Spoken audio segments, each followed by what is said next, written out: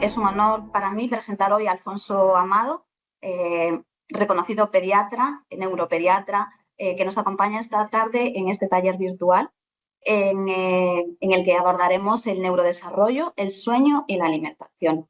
Alfonso Amado cuenta con una amplia experiencia en el campo de la neuropediatría y ha dedicado gran parte de su trayectoria profesional a investigar y intervenir en los trastornos del neurodesarrollo. Por tanto, es una figura fundamental para nosotros en los colegios y contar con su asesoramiento y su apoyo realmente es un apoyo fundamental. Durante este taller, Alfonso nos guiará a través de los aspectos fundamentales del neurodesarrollo, la importancia del sueño en el desarrollo infantil y cómo la alimentación puede influir en estos procesos. Su enfoque integral, basado en la evidencia, nos proporcionará herramientas valiosas para mejorar la calidad de vida de nuestros hijos y de nuestros alumnos. Les invito a aprovechar esta oportunidad única para aprender con Alfonso, uno de los expertos más destacados en este campo, y estoy segura de que este taller será enriquecedor y lleno de conocimientos prácticos. Querido Alfonso, las familias SEC estamos deseando escuchar tus consejos, así que adelante. Bueno, pues muchas gracias, Ana. Agradecido yo al SEC por permitirme participar en este aula de familias. Nosotros la verdad es que, bueno, congeniamos muy bien con los colegios SEC. Yo creo que estamos muy alineados con lo que es intentar desarrollar todo el potencial de los niños, y espero que, bueno, parte de lo que cuente hoy se lo puedan llevar las familias a casa para implementarlo con sus pequeños y sobre todo pues, resolver las dudas que puedan surgir. Yo tengo una mini presentación simplemente por ir siguiendo, bueno, un poco mi conductor en el aula de familias. Bueno, de lo que íbamos a hablar pues es un poco de neurodesarrollo, sueño y alimentación, ¿no? Realmente son tres cosas que están muy conectadas y nosotros nos hemos dado cuenta de que están muy conectadas a lo largo de los años, porque habitualmente nosotros nos centramos a lo mejor en cosas que queremos que hagan los niños de manera rápida para que mejoren algunos aspectos de su vida, ¿no? Intentamos buscar un poco el atajo y realmente en estos años nos hemos dado cuenta al final todo se basa en optimizar, aunque sea un poquito, cosas que hacen los niños todos los días, ¿no? Entonces, los niños todos los días duermen y los niños todos los días se alimentan. Si nosotros a lo largo del tiempo conseguimos optimizar ese sueño y esa nutrición, sabemos que eso tiene un impacto muy positivo en su neurodesarrollo. Lo primero es saber qué son los trastornos del neurodesarrollo, ¿no? Pues comentaba Ana que yo soy un neuropediatra que me dedico al neurodesarrollo, ¿no? ¿Qué son los trastornos del neurodesarrollo? Que muchas de las cosas son aplicables a niños que no tienen trastornos del neurodesarrollo. Pues los trastornos del neurodesarrollo, seguro que habéis escuchado alguno de ellos, pues son el trastorno por déficit de atención con hiperactividad, el trastorno obsesivo compulsivo, la dislexia, el trastorno del espectro autista en diferentes grados e intensidades, pero que es bastante frecuente incluso que coexistan entre ellos, ¿no? Es decir, que podamos ver un mismo niño, ¿no? Pues que a lo mejor tiene una dislexia y un trastorno por déficit de atención, o un mismo niño pues que tiene un TEA en grado leve y un TDAH, es decir, que son complejos en el sentido de que pueden coexistir entre sí. Y a veces son difíciles de definir, que esto, cuando estaba haciendo esta charla, un poco a lo que le interesa a la gente, pues es eso, cosas que puede hacer con los niños, que puede implementar mañana, ¿no? Pero realmente me interesa mucho evangelizar, y así los hemos hecho en algunas formaciones que hemos dado a Colegio SEC, sobre por qué surgen los trastornos del neurodesarrollo y un poco entender por qué se producen, cómo podemos prevenirlos y cómo actuar entre ellos. En cuanto a cómo los clasificamos, no me voy a meter en cosas muy técnicas, pero sí que es necesario saber que los trastornos del neurodesarrollo se clasifican o se clasificaban o se vienen clasificando en base al manual diagnóstico que utilizan los psiquiatras, es así, que es el DSM-5, el manual de diagnóstico y tratamiento que utilizan en psiquiatría, Y bueno, yo tengo muchos amigos psiquiatras y nosotros aquí trabajamos conjuntamente con psiquiatras, pero sí que es verdad que es una clasificación que en 2025 quizás ha quedado un poco desactualizada y a veces a nosotros, a los padres, nos cuesta un poco hacerles entender que, bueno, realmente no son compartimentos estancos, ¿no? Sino que a veces es un continuum, ¿no? De distintas dificultades que puede tener el mismo niño y que puede tener rasgos de distintos sitios. Nosotros a veces lo entendemos, para que lo entiendan las familias, nosotros ponemos el ejemplo de, pues es bastante habitual, pues a veces si un niño empieza con problemas de bronquios, estoy seguro de que muchas de las familias que están aquí pues han tenido hijos que han tenido bronquiolitis, y una de las preguntas que nos hacen las familias es, ¿va a ser asmático? ¿No? Esa es la gran pregunta, ¿va a necesitar inhaladores más tiempo? Y nosotros, como trabajamos, es en función de probabilidades, es decir, tiene más probabilidades de ser asmático si ha tenido una bronquiolitis de muy pequeño. Tiene más probabilidades de ser asmático si alguno de los padres es asmático. Tiene más probabilidades de ser asmático si duerme mal. Tiene más probabilidades de ser asmático si come mal. Tiene más probabilidades de ser asmático si su padre o su madre tienen rinitis. Tiene más probabilidades de ser asmático si su hermana tiene dermatitis atópica. Y veis que estoy metiendo distintas cosas, pero que son lo mismo. Rinitis, dermatitis atópica, asma, intolerancia a las proteínas de leche de vaca, todo eso es una base de susceptibilidad. Está en el mismo pack. Que tu padre tenga una rinitis hace que tú seas más susceptible a tener asma, dermatitis atópica, etcétera, etcétera. En los trastornos del neurodesarrollo, a mí me gustaría que la gente lo entendiese como esto. Hay una base de susceptibilidad común a desarrollar un trastorno del neurodesarrollo, que puede ser trastorno del espectro autista leve, depresión, ansiedad, trastorno por déficit de atención con hiperactividad, una dislexia, un trastorno bipolar. Todo eso es una base de susceptibilidad. Es decir, nosotros partimos de una susceptibilidad y compramos o vendemos papeletas para tener un problema. Esta también es una diapositiva que suelo poner un poco para explicar qué es todo lo que influye en los trastornos del neurodesarrollo.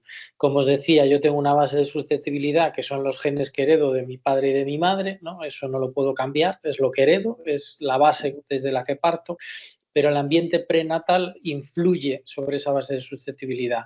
Si mi madre ha tenido una infección congénita durante el embarazo, si mi madre fuma, si mi madre consume alcohol, si mi madre no se alimenta bien, bueno, todo eso va a influir y va a aumentar las probabilidades de que yo presente un trastorno del neurodesarrollo. Pero incluso el ambiente postnatal también influye en esa base de susceptibilidad. Si yo estoy estimulado, si tengo una escasa exposición a pantallas, eso es bueno, ya lo comentaremos ahora. Si yo como bien, si yo duermo bien, todo eso hace que yo venda papeletas para no tener problemas. Sé que esto es un marco teórico, pero me interesa mucho que se entienda para lo que venimos a hablar después, porque al final lo que nosotros estamos haciendo es disminuir o aumentar nuestras probabilidades de tener problemas, en mayor o en menor intensidad. Espero que se haya entendido y que no haya sido mucho rollo, pero yo creo que es un marco conceptual que hay que entender para lo que voy a comentar un poco ahora. Y vamos a hablar pues, de lo que os comentaba, de alimentación, ¿no? de la nutrición, que es un campo que nosotros en neurodesarrollo y en pediatría en general creemos que cada vez va a tener más importancia, como cada vez la tiene más en adultos, pues cada vez se le va a dar más importancia en los niños. Vuelvo a repetir lo que os decía antes. Comer y dormir lo hacen los niños todos los días. Optimizar esas cosas que hacen todos los días puede suponer un cambio abismal a lo largo del tiempo.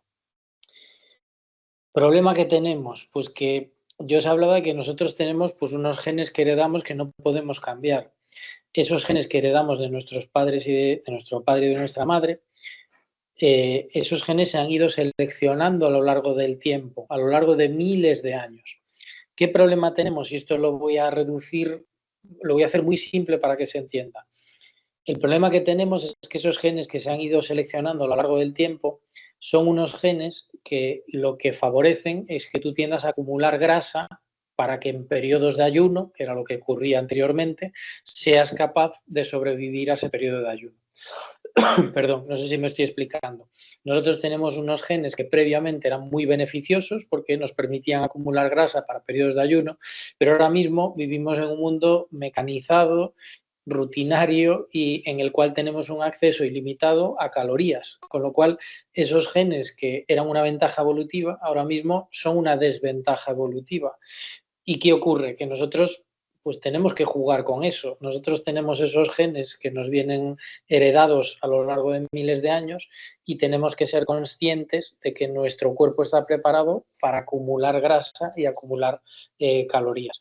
Nadie duda ahora mismo que la obesidad es un problema y la obesidad en niños pues es un problema también. ¿Qué pasa? Que muchos padres y madres, entre los cuales yo me encuentro porque tengo hijos, es muy complicado pues, decirle a un niño que se coma una manzana pues cuando tiene un donus de color rosa súper bonito, brillante, que además tiene una palatabilidad espectacular y muy buena. ¿Cómo combatimos esto? Que no digo que no haya que tomar un donus de vez en cuando, que no pasa nada, pero sí que es verdad que tenemos que intentar llevar pues, bueno, una alimentación lo más variada posible y libre de ultraprocesados, con lo que voy a contar ahora. Desde luego no hay ningún género de dudas de que una alimentación adecuada, ningún género de dudas. Aquí os pongo un artículo de los muchos que hay, pero no hay ninguna duda de que los patrones de alimentación, especialmente en los primeros 1000 días, en los primeros 3 años de vida, suponen que un niño pueda desarrollarse a nivel neurológico mejor o peor. Eso no hay, es indudable que tiene un impacto positivo o negativo en su neurodesarrollo, el tener una nutrición y alimentación adecuada. Nosotros alimentación saludable o adecuada le llamamos mucho a la variedad, no a la cantidad, ¿no? Es bastante habitual que nos llegue a la consulta una madre, pues a lo mejor muy preocupada porque su hijo no come. Y nosotros, pues a veces hacemos una medición pues de peso y de talla y vemos que su índice de masa corporal, que es la relación entre el peso y la talla, para ver si realmente pesa lo que tiene que pesar para lo que mide, pues vemos que su índice de masa corporal es adecuado, está en un percentil adecuado. Eso lo único que nos dice es que es un niño que ingiere unas calorías adecuadas para lo que necesita, pero no nos dice si está bien nutrido. Ese niño yo le puedo hacer una analítica y si solo come arroz, pasta, patatas y pan, pues en esa analítica probablemente tenga el hierro bajo, probablemente tenga algún otro tipo de problema de otro tipo. Y a veces todo lo contrario. A veces vemos niños que son muy delgaditos, que tienen un índice de masa corporal bajito, pero que comen muy variado. A lo mejor no comen en cantidades o son niños con un metabolismo muy acelerado o que ya los padres son muy delgados y son niños que comen muy variado y a lo mejor, aunque su índice de masa corporal sea más bajo y estén más delgados, le hacemos una analítica y la analítica está perfecta. Todos los parámetros están donde tienen que estar. Entonces, primer mensaje que hay que mandar, centrarse en la variedad y no tanto en la cantidad de lo que comen los niños. Y luego, lo mismo, esto no intenta ser una disertación súper profunda acerca de nutrición, que además yo no soy nutricionista, voy a hablar desde el punto de vista de neurodesarrollo, pero hay dos nutrientes que nosotros le damos muchísima importancia. Uno es el hierro. El hierro es un precursor de muchas cosas, en general en el organismo, pero es un precursor de un neurotransmisor cerebral que se llama dopamina. No os voy a poner estudios, pero también hay un montón de estudios que relacionan el déficit de hierro con síntomas de déficit de atención con hiperactividad. Hay un montón de estudios. Nosotros en la práctica clínica diaria, una de las cosas que preguntamos cuando viene un niño con un trastorno, con una sospecha de un trastorno de neurodesarrollo, es qué tal come. Y a veces le hacemos una encuesta dietética. Si nosotros vemos que creemos que puede haber unas cantidades insuficientes de alimentos ricos en hierro, hacemos una determinación de hierro. Y no os podéis imaginar la cantidad de niños que tienen el hierro bajo y que muchas veces les damos un suplemento de hierro y mejora parte de esa sintomatología que daba la impresión de que podía recordar un trastorno por déficit de atención con hiperactividad. Otro alimento o otro nutriente que nosotros le damos mucha importancia es los ácidos grasos omega 3, que son 2, DHA y EPA. Se ha hablado mucho de los ácidos grasos omega 3, lo veis en la tele, leches que llevan suplementos, yogures que llevan suplementos de ácidos grasos omega 3 y hay mucha confusión sobre este tipo de suplementos. Este tipo de suplementos es indudable que tienen un efecto positivo sobre la función cognitiva y sobre el desarrollo neurológico de los niños. Indudable. También hay multitud de estudios que lo ponen de manifiesto. Nosotros en nuestra encuesta dietética, pues muchas veces, si vemos que los niños toman alimentos que no toman suficientes alimentos ricos en DHA, EPA, en ácidos grasos omega 3, es bastante habitual. A veces lo medimos, aunque es un poco complejo de medir, a veces ya directamente damos una suplementación. Pero mucho ojo con la suplementación de ácidos grasos omega 3, DHA y EPA. No valen cualquiera. La cantidad tiene que ser la que realmente necesitan los niños y tiene que ser en la proporción adecuada. Es decir, no vale llegar a la farmacia y decir, quiero un suplemento de ácidos grasos omega 3, porque a veces cuando tú ves la cantidad de ácidos grasos omega 3 que llevan, es una cantidad totalmente insuficiente, que no vale absolutamente para nada y que no merece la pena gastarse el dinero en eso porque no va a producir ningún impacto positivo. No tengo ningún conflicto de interés con ninguna marca de suplementos alimentarios, pero sí que hemos hecho un poco nuestro research de ver cuáles son pues un poco las marcas las marcas que utilizan las cantidades adecuadas de DHA y EPA, y luego si queréis lo comentamos un poco en la charla posterior.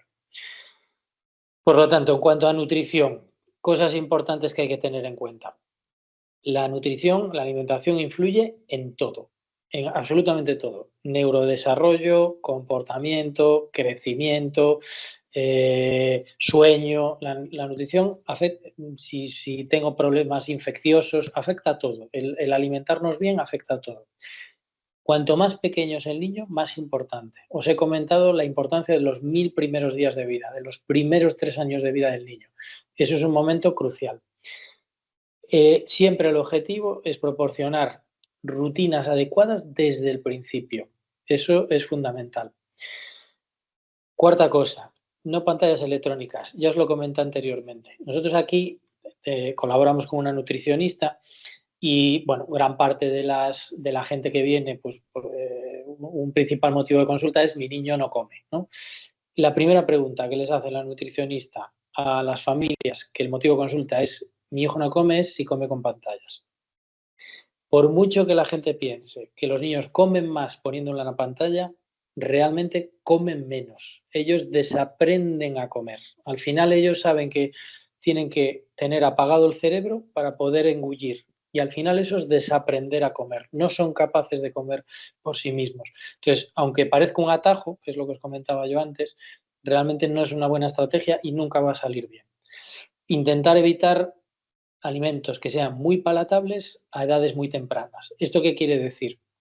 Yo, por supuesto, tengo hijos, mis hijos tienen sus abuelas y es bastante habitual, pues eso, que pues a los nietos, ¿no? O incluso familiares o amigos, pues dale un trocito de helado, dale un trocito de pan, cuando son pequeñitos, ¿no? Un poco para hacer la gracia, para ver cómo se van manejando. Lo que pasa es que en un niño, sobre todo cuando son muy pequeñitos, si tú estás introduciendo pues el brécol, pues yo qué sé, el pescado, todas estas cosas, si en un momento dado en el cual sus papilas gustativas se están acostumbrando un poco a todos esos sabores, si tú de repente metes un sabor muy palatable, de repente sus papilas gustativas dicen, oye, cuidado, aquí hay una cosa que sabe completamente distinto y que además me encanta.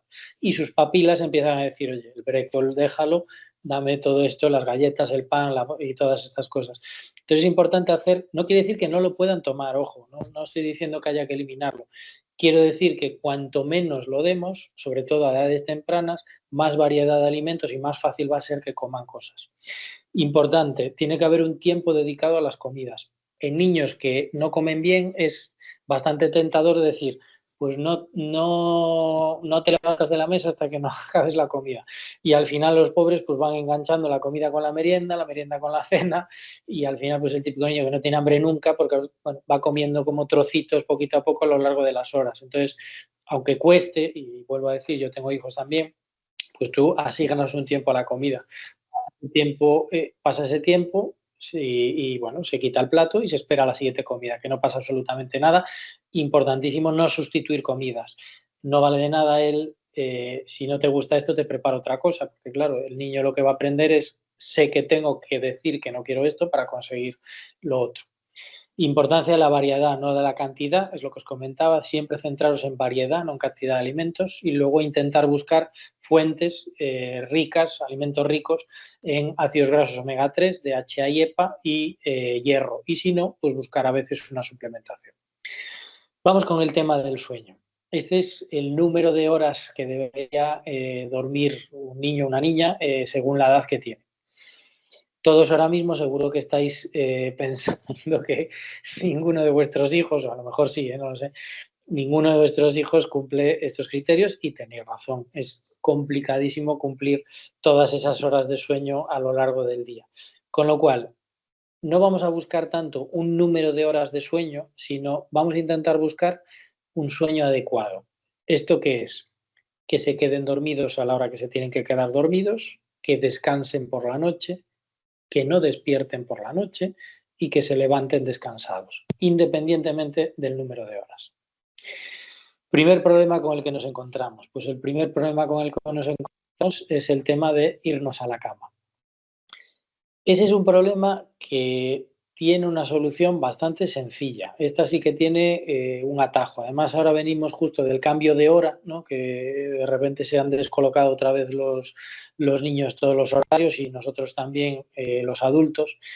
Entonces, es bastante habitual, especialmente en los cambios de estación, ¿no? Pues yo vengo del verano, de que los niños es bastante habitual pues, que se queden despiertos hasta más tarde y de repente empieza el curso escolar y me doy cuenta de que en lugar de acostarse a las 10:30, 11, pues se tiene que acostar a las 9, 9:30 y los pobres es imposible que se queden dormidos o como nos pasa en Galicia, ¿no? Que va a empezar a ser de día hasta las 10 de la noche y los pobres niños pues ven el sol y no son capaces de quedarse dormidos.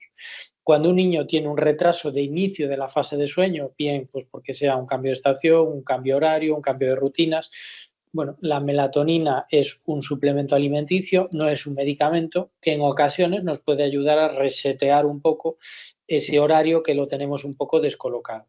Pero importante, la melatonina no vale para los despertares nocturnos. No existe ningún niño en la historia de la medicina que su problema sean los despertares nocturnos, le demos melatonina y no se despierte de noche. Eso no ocurre.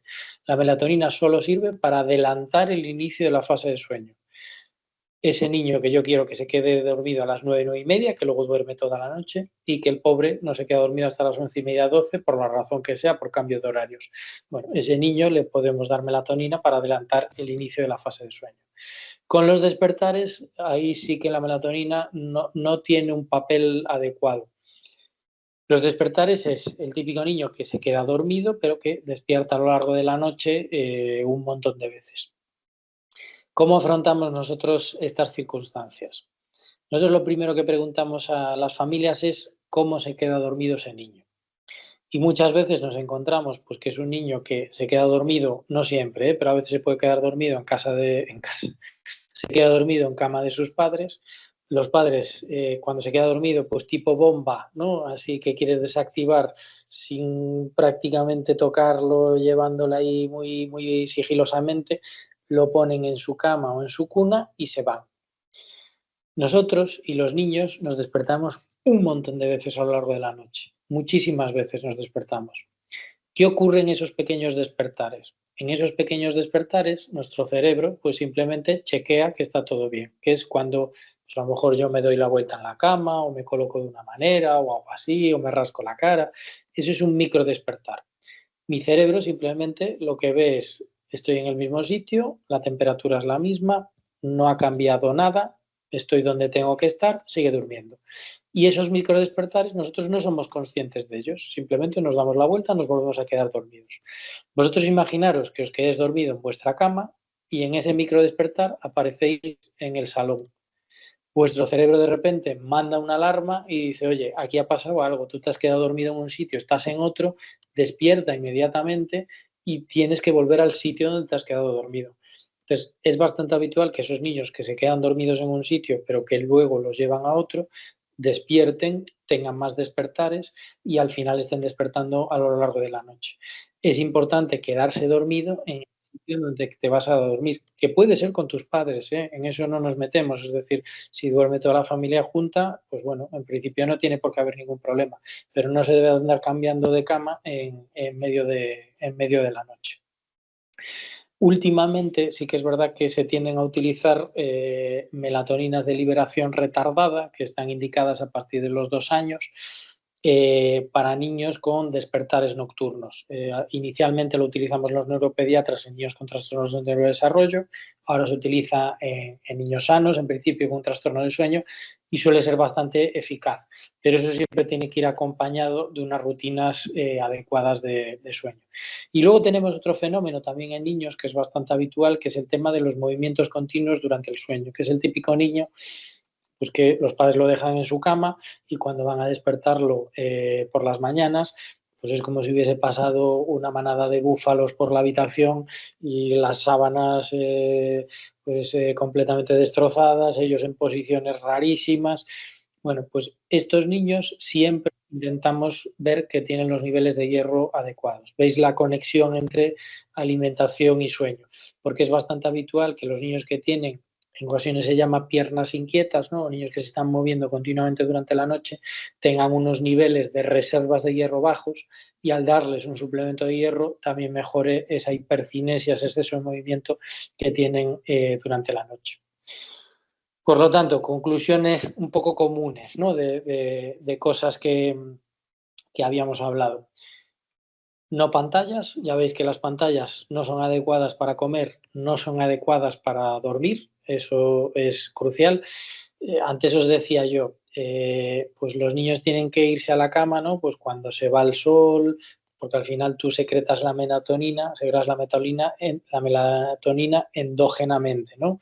Pues tus globos oculares, ¿no? Ven que no hay luz, transmite la información a través del nervio óptico al cerebro, a la corteza quiasmática, y lo que ocurre es que de repente el cerebro dice, se ha hecho de noche, no hay luz, segrego melatonina, me voy a dormir. Si yo tengo una fuente de luz a partir de las 8 o 9 de la noche que me está dando en la cara, y eso es aplicable también a adultos, lo lógico es que no segregue melatonina y que me cueste muchísimo irme a la cama. Consejo en general para padres también, pantallas electrónicas fuera de la habitación. Una alimentación variada es fundamental, sobre todo centrarnos en carne y carne roja por el tema del hierro y pescado. En esto nosotros tenemos muchos niños y algunos incluso adolescentes que han decidido pues, no comer carne ni pescado, que son veganos o vegetarianos. En ese caso, nosotros lo que recomendamos es asesorarse con un nutricionista experimentado, pues que a lo mejor sea capaz de crear una dieta adaptada a ese niño en particular y en ocasiones es necesaria una suplementación. Y luego, fundamental establecer rutinas adecuadas de alimentación y rutinas adecuadas de sueño. Simplemente una cosa más con el tema de las pantallas electrónicas. Nosotros ahora, los pediatras y los neuropediatras, estamos tan preocupados por la exposición a pantallas electrónicas, seguro que habéis visto que, bueno, si no lo habéis visto os lo cuento, hay un documento de posicionamiento del Ministerio que ha traído mucha polémica porque, bueno, pues no se quería sacar en contra del criterio de muchos profesionales, pero bueno, que era muy contundente en cuanto a menores de 3 años no pueden estar expuestos a ningún tipo de pantallas porque afecta muy negativamente a su sueño, a su alimentación y a su neurodesarrollo. Y ahora mismo hay un trabajo en marcha en el cual estamos participando que es comparar el grado de exposición a pantallas electrónicas en niños con trastornos de neurodesarrollo y sin trastornos de neurodesarrollo para ver si hay alguna correlación que la va a haber. Y luego otra cosa más, simplemente un bonus track de cosas que esto la verdad es que no lo ponía en las charlas hace tiempo y cada vez me doy cuenta que es más beneficioso, que es la importancia de que los niños estén con otros niños. Es súper importante que estén con otros niños, que sean capaces de jugar, de caerse, de levantarse, de equivocarse, de frustrarse, de compartir, de pelearse, de aprender que no hay que pelearse. Todas esas cosas, el estar en contacto con otros niños es algo que impacta muy positivamente en su neurodesarrollo. Y en eso sí que tengo que romper una lanza a favor de que los niños, yo creo que es bueno que aprendan de sus errores, cometan sus errores, porque al final es un aprendizaje que les queda mucho más adentro que si nosotros los vamos guiando continuamente en todo lo que están haciendo. Y luego simplemente unas pinceladas, porque es un poco a lo que me dedico, después de hablar de sueño, alimentación y un poco normas generales de neurodesarrollo, de promoción de neurodesarrollo, la importancia de la detección precoz de trastornos del neurodesarrollo. Nosotros abogamos por una detección lo más precoz de trastornos del neurodesarrollo, de dificultades. Vuelvo a decir, el neurodesarrollo es un continuum, ¿no? Tú tienes una susceptibilidad. Hay muchos niños que nosotros vemos que, pues por la razón que sea, pues porque han tenido un problema, pues alguna infección o han tenido un evento de algún tipo o pues yo qué sé, por la razón que sea, pues no han estado estimulados o han tenido un déficit nutricional o han sido prematuros. Bueno, pues ese grupo de niños que nosotros, pues si esto es el neurodesarrollo, pues que nosotros consideramos que debería tener un niño, pues es verdad que a veces vemos pues que se van yendo por un lado. Cuanto antes nosotros seamos capaces de corregir esas dificultades y estimularlo adecuadamente, ese niño, pues más fácil será que al final las cosas vayan como tienen que ir y que no tengamos una base de susceptibilidad para que luego tengamos problemas.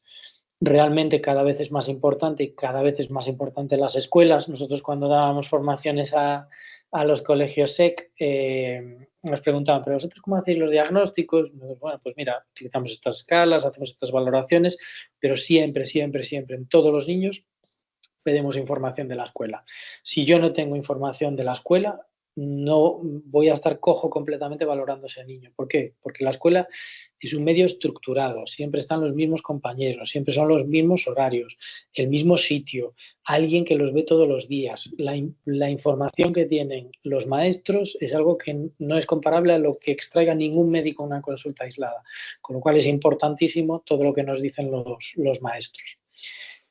Y bueno, esto simplemente lo solemos comentar porque, bueno, nosotros trabajamos en un centro que trabajan muchos profesionales distintos de distintas especialidades porque intentamos integrar la asistencia y nos dimos cuenta, muy brevemente, que bueno, había un problema a la hora de familias que decían, oye, yo creo que hay un problema y no sé qué es lo que tengo que hacer. Leo un mogollón de información, no sé si tengo que ir a un neurólogo, un psicólogo, un psiquiatra, un logopeda, no tengo ni idea de qué es lo que tengo que hacer. Entonces, bueno, nosotros un poco lo que desarrollamos pues es una escala de screening simplemente porque nos interesa detectar las cosas lo antes posible para ponerles remedio. Nosotros esto lo vimos en la pandemia. ¿Y qué es lo que vimos en la pandemia? Que los niños no se podían desplazar, que no podían hacer terapias, que no se podían hacer valoraciones diagnósticas, pero que había muchos padres que nos reclamaban que creían que algo no iba bien. Y nosotros, a través de test que se pueden hacer a distancia, podríamos hacer una estimación pues, de si ese niño necesitaba algún tipo de asistencia o no la necesitaba. Y nos dimos cuenta de que muchas veces hablando con los padres y diciéndole cómo tenían que hacer con sus hijos, los niños mejoraban espectacularmente. No hay nadie que conozca más a un niño que su familia.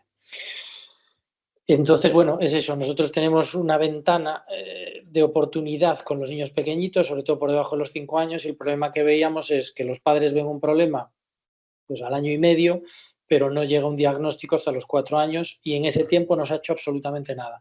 Y nosotros lo que vemos es, los padres ven un problema, nosotros somos capaces de actuar sobre ese problema y ya a veces no es ni necesario hacer un diagnóstico a los 4 años. Ya directamente en esa ventana de oportunidad hemos trabajado con ese niño y se han corregido esas dificultades que se veían inicialmente.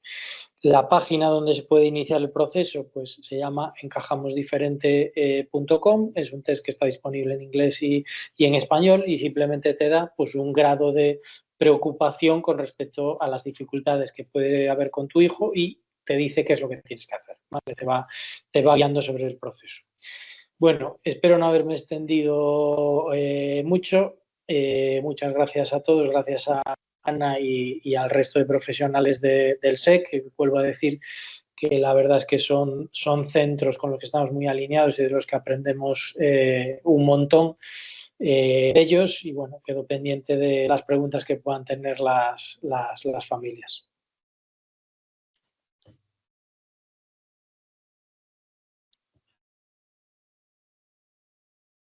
Muchas gracias, Alfonso. Como siempre, un placer escucharte. Sí hay algunas preguntas por el chat, pueden seguir incorporándolas. Una de ellas es si recomiendas algún laboratorio para la melatonina. Pregunta súper importante. Igual que dijimos antes que con los suplementos de DHA-EPA, ¿no? Pues no es ir a la farmacia y decir, quiero un suplemento de ácidos omega 3 y que te den cualquiera. Sí que es verdad que vemos familias que nos dicen, está tomando melatonina. ¿Y qué melatonina? Pues X. Y claro, nosotros tampoco conocemos todas y nos traen la caja y a lo mejor lleva pasiflora, valeriana, tila y 0,01 miligramos de melatonina, ¿no? Que a lo mejor realmente eso pues no es melatonina, simplemente lleva un poquito.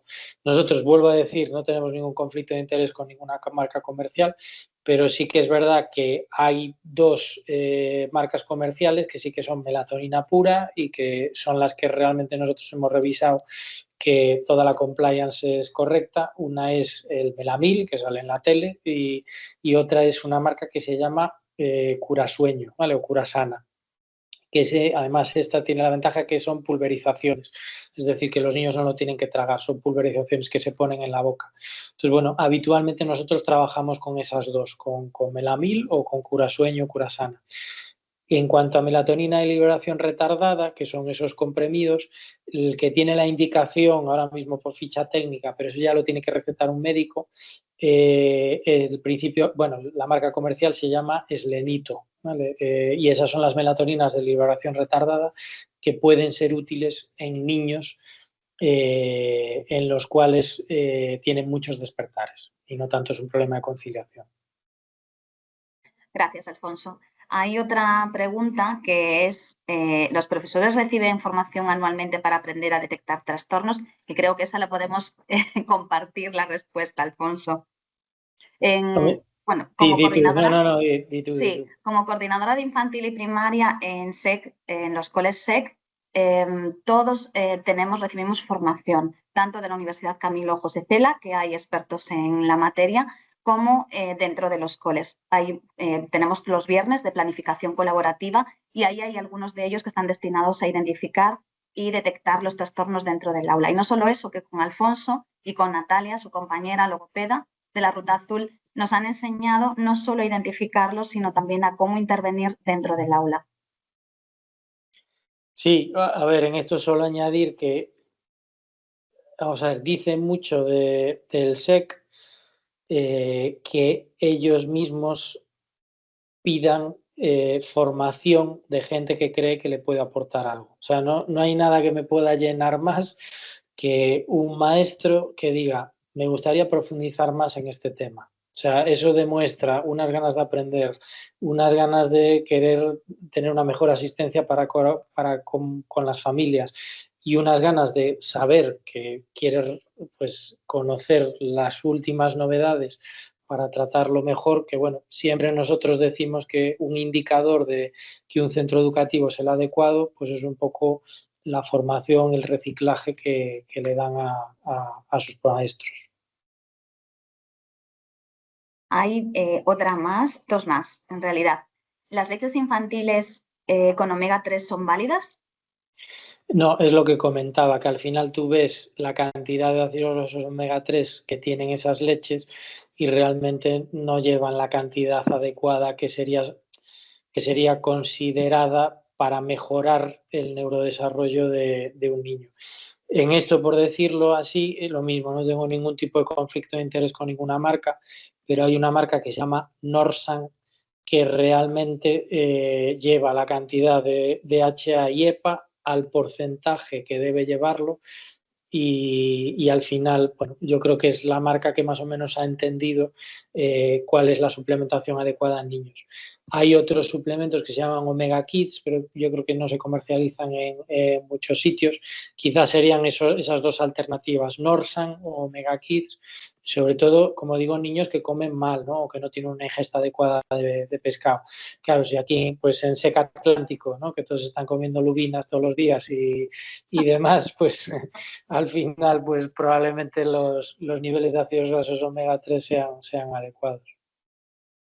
Gracias, Alfonso. Vamos a por la siguiente, que es es común en niños con altas capacidades que tengan dificultad para conciliar el sueño. ¿Necesitan el mismo número de horas de sueño?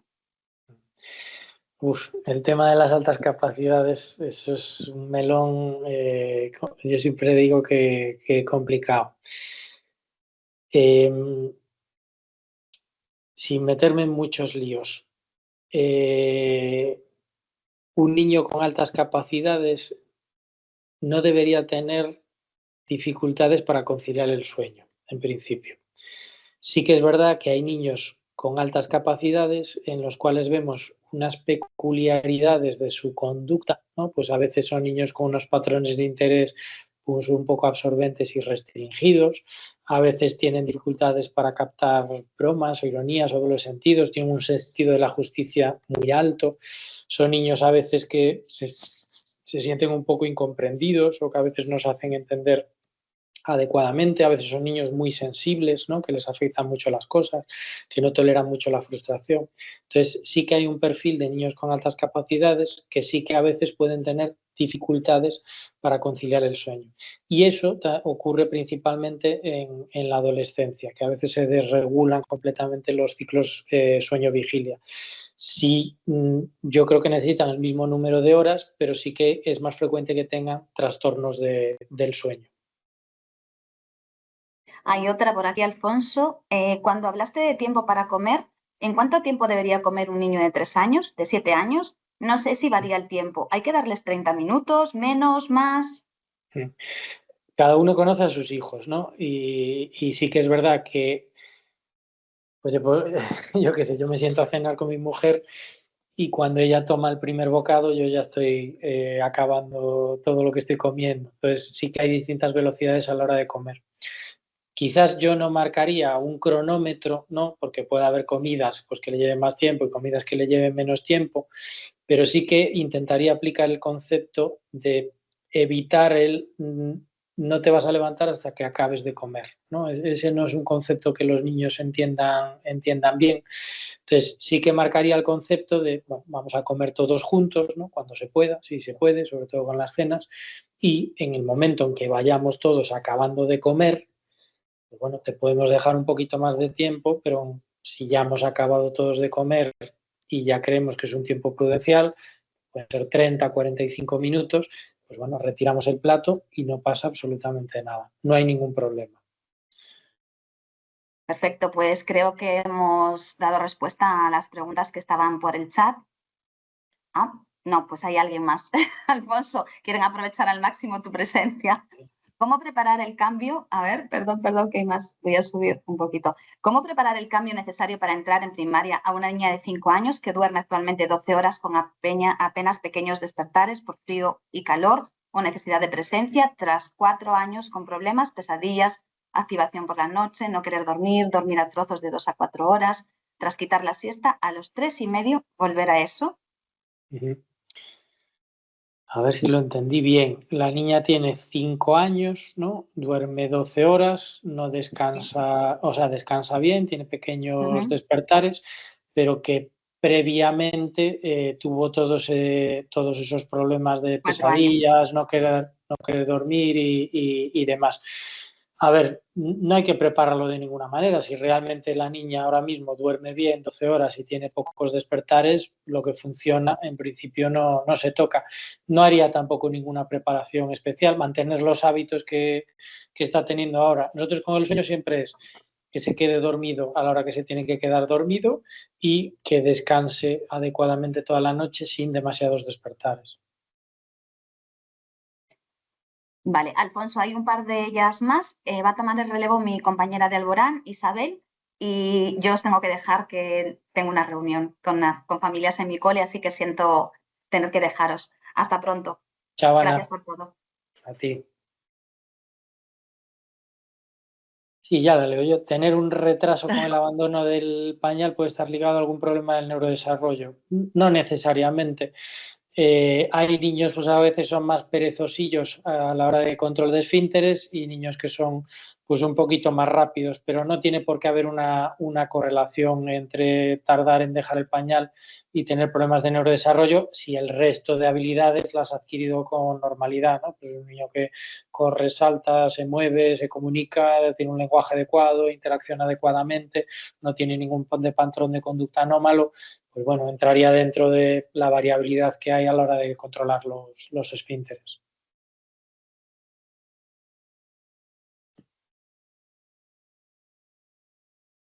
Alfonso, te sigo leyendo las preguntas en el chat. Samu nos dice, hablo de entrar en primaria, dormir 12 horas en este momento, muchas, a veces bien. Sí, yo creo que debía ser la niña de antes, la ¿no? anterior, Sí, ¿no? sí, que en principio ya comentamos que lo que funciona no se toca, o sea que está muy bien encauzada para primaria.